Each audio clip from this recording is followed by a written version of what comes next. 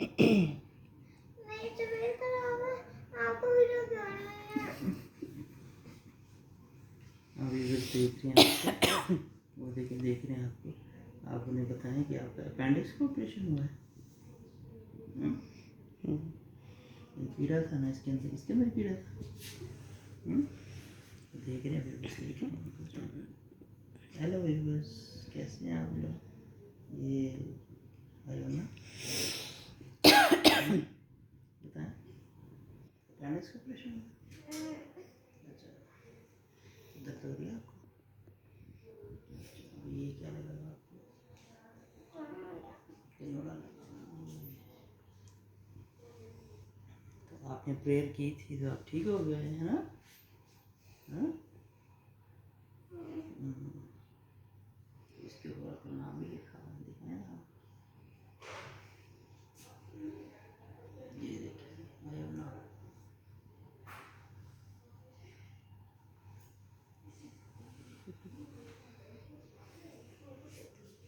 और कोई बात करनी है इससे? सब बच्चों को बताएं कि आपने रोटी खानी है, हाँ, नूडल्स नहीं खाने। सब बच्चों को आप लोग नूडल्स ना दें, स्पैगेटीज जो बाज़ारी नूडल्स वो ना दें।